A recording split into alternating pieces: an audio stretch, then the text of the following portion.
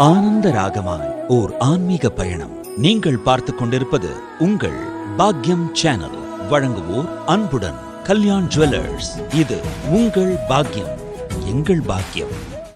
பரம ஏகாதசி மகாவிஷ்ணு வழிபாடு 3 ஆண்டுகளுக்கு ஒரு முறை வரும் அதிக மாசம் எனப்படும் புருஷோத்தம மாதத்தில் வரும் தேய்பிறை ஏகாதசியாகிய கிருஷ்ணபக்ஷ ஏகாதசியே பரம ஏகாதசி என்று விசேஷமாக அழைக்கப்படுகிறது. இந்த பரம ஏகாதசி 2026 ஆண்டில் 11/6/2026 வியாழக்கிழமையன்று மிகவும் சிறப்பாக அனுசரிக்கப்படுகிறது. 3 ஆண்டுகளுக்கு ஒரு முறை வரும் புருஷோத்தம மாதத்தில் வரக்கூடிய இந்த பரம ஏகாதசி பெருமாளாகிய விஷ்ணு பகவானுக்கு மிகவும் உகந்த விரத நாளாக கருதப்படுகிறது. இந்த பரம ஏகாதசி தினத்தன்று விரதம் இருந்தால் செல்வ வளம், நாம் செய்த பாவங்களிலிருந்து விடுதலை மற்றும் வைகுண்ட பதவி ஆகியவை கிட்டும் என்பது திண்ணமான நம்பிக்கை. ஏகாதசி திதியன்று அதிகாலையில் எழுந்து நீராடி தூய ஆடைகளை அணிய வேண்டும். பெருமாள் படத்துடன் ஸ்ரீ யந்திரங்கள் இருந்தால் அதை வைத்து வழிபடலாம். சால கிராமங்கள் வீட்டில் இருந்தால் அந்த சால கிராமங்களுக்கு அபிஷேக ஆராதனைகள் செய்து ஏகாதசி அன்று வழிபாடு செய்வது மிகவும் சிறப்பானதாக கருதப்படுகிறது.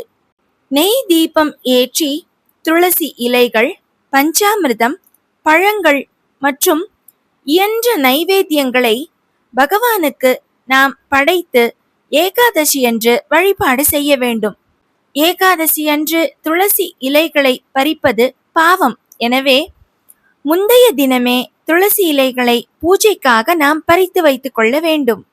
நாள் முழுவதும் நாராயண மந்திரம், நாராயண ஸ்லோகங்கள், விஷ்ணு பகவானின் திருநாமங்கள், விஷ்ணு சகஸ்ரநாமம் ஆகியவற்றை உச்சரித்து வழிபாடு செய்வது மிகவும் சிறப்பு. பகவத்கீதை, பாகவதம், ராமாயணம் ஆகியவற்றை படிப்பதோ அல்லது படிக்க சொல்லி கேட்பதோ மிகவும் சிறப்பானது. ஏகாதசி நாட்களில் ஏழைகளுக்கு அன்னதானம், வஸ்திரதானம் ஆகியவை செய்தால் மிகவும் புண்ணியம் கிடைக்கும். ஏகாதசி முடிந்து மறுநாள் காலை துவாதசி பாரணை நேரத்தில் துளசி தீர்த்தம் அருந்தி விரதத்தை நிறைவு செய்ய வேண்டும். ஏகாதசி அன்று பகலில் தூங்குவதோ, வீண் பேச்சுகளில் ஈடுபடுவதோ, கோபம், பொறாமை போன்ற எண்ணங்களை கொண்டிருப்பதோ கூடவே கூடாது. இயன்ற வரையில் முழு உபவாசம் இருந்து ஏகாதசி விரதம் அனுசரிப்பவர்கள் அனுசரிக்கலாம். அப்படி இயலாதவர்கள் ஒருவேளை மட்டும் உணவு உண்டோ அல்லது பால் பழம் மட்டும் அருந்தியோ தங்கள் விரதத்தை கடைபிடிக்கலாம். 3 ஆண்டுகளுக்கு ஒரு முறை வரும் அதிக மாசமாகிய புருஷோத்தம மாதத்தில் வரும் கிருஷ்ணபக்ஷத்தில் வரக்கூடிய ஏகாதசியே பரம ஏகாதசி என்று அழைக்கப்படுகிறது. இந்த விரதம் நம்முடைய பாவங்களையெல்லாம் அழித்து வறுமையை ஒழித்து வைகுண்ட பதவியையே அளிக்கும் ஆற்றல் கொண்டது. இதன் மகிமையை பகவான் ஸ்ரீகிருஷ்ணர் தானே யுதிஷ்டருக்கு கூறிய புராண கதையை இப்பொழுது நாம் காணலாம். பண்டைய காலத்தில் கம்பில்ய நகரத்தில் சுமேதா என்ற பக்தியுள்ள பிராமணரும் அவருடைய மனைவி பவித்ராவும் வாழ்ந்து வந்தார்கள். முற்பிறவியில் செய்த பாவங்களின் காரணமாக சுமேதாவும் பவித்ராவும் கடும் வறுமையில் வாடினார்கள். உணவிற்கோ உடைக்கோ கூட வழியில்லாத நிலையிலும் பவித்ரா தன் கணவனுக்கு உண்மையாக தொண்டு செய்து கொண்டும் வரும் விருந்தினர்களை மனம் கோணாமல் உபசரித்தும் வாழ்ந்து வந்தாள். ஒரு நாள் அந்த வீட்டிற்கு கௌண்டின்ய முனிவர் வந்தார். ஏழ்மையிலும் கூட விருந்தோம்பல் செய்யும் அந்த தம்பதியரின் தர்ம சிந்தனையை கண்டு முனிவர் மனம் உருகினார். அவர்களின் துன்பங்களை போக்குவதற்காக அதிக மாசத்தில் வரக்கூடிய பரம ஏகாதசி விரதத்தை கடைபிடிக்குமாறு முனிவர் உபதேசித்தார். கௌண்டின்ய முனிவரின் வழிகாட்டுதலின்படியே பவித்ராவும் சுமேதாவும் பரம ஏகாதசி அன்று விரதத்தை முழுமையாக கடைபிடித்து மகாவிஷ்ணுவை மனமுருகி பூஜித்து 5 நாட்கள் இரவு முழுவதும் உறங்காமல் கண் விழித்து விஷ்ணு பகவானை வழிபட்டார்கள். அவர்களின் தீவிரமான பக்தியால் மகிழ்ந்த பகவான் விஷ்ணு அவர்கள் முன் தோன்றி அவர்களின் வறுமையையும் பாவங்களையும் ஒழித்து அளவற்ற செல்வத்தையும் மகிழ்ச்சியையும் அவர்களுக்கு அருளினார். இந்த பரம ஏகாதசியை அனுசரிப்பது புனித நதிகளில் நீராடுவதற்கும் ஏராளமான தான தர்மங்கள் செய்வதற்கும் சமமான புண்ணியத்தை பெற்றுத்தரும். மேலும் செல்வத்திற்கு அதிபதியாக நாம் வணங்கும் குபேரன் கூட இந்த பரம ஏகாதசி விரதத்தை அனுசரித்துத்தான் பெரும் செல்வங்களை பெற்றார் என்று புராணங்கள் கூறுகின்றன.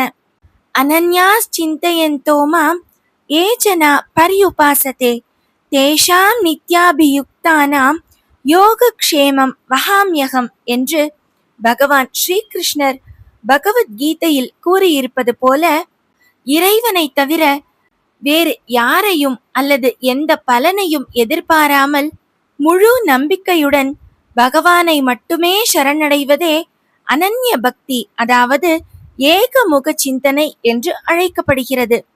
தன்னை மட்டுமே முழுமையாக நம்பி வாழும் பக்தர்களின் தேவைகளையும் பொறுப்புகளையும் இறைவன் தானே ஏற்றுக்கொண்டு அவர்களின் வாழ்க்கைக்கு தானே பொறுப்பாகி பக்தர்களை தானே வழி நடத்துகிறார் என்பதையே இந்த ஸ்லோகம் ஆழமாக உணர்த்துகிறது.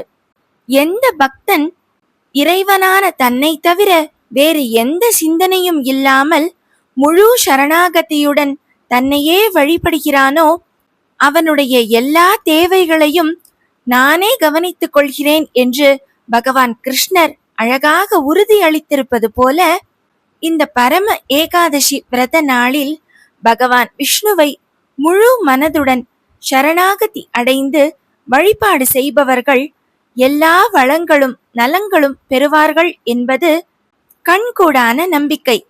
இத்தனை சிறப்பு மிகுந்த இந்த பரம ஏகாதசி 11/6/2026 வியாழக்கிழமை அன்று மிகவும் விசேஷமாக அனுசரிக்கப்படுகிறது.